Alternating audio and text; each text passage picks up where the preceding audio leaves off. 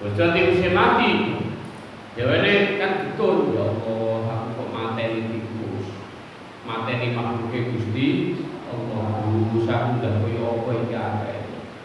Padahal awakku dibanding karo asu iki luwih kunjung asune.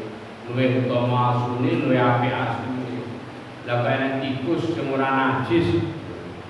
Asu ora najis muga lago. Gitu. Asu najis muga lago. Karo aku wae si apik asune. Lah kok tikus kok tak pateni.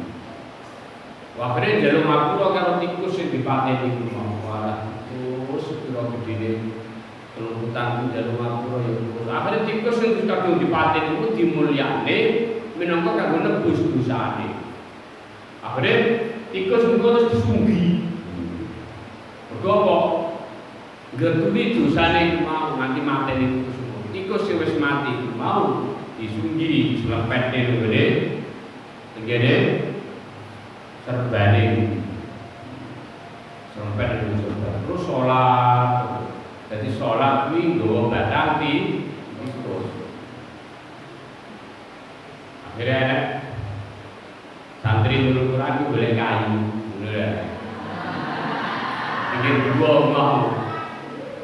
Ya besok boleh kayu lo bikin dua lo ana beli Samsung apa ta iki? Mlebu dua.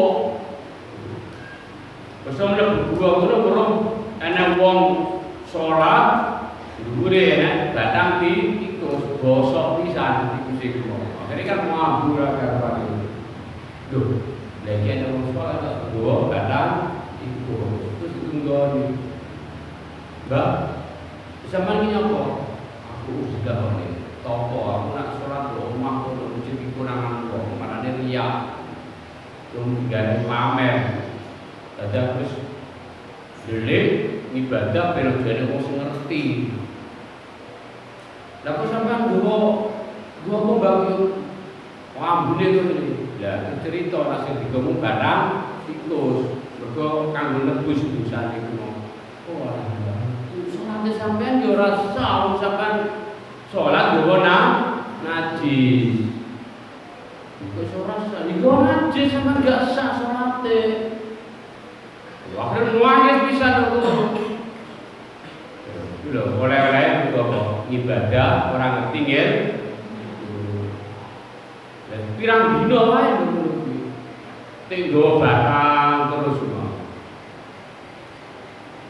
Mulane golek bangun kudune ndok kuwi. Ilmu apa wae.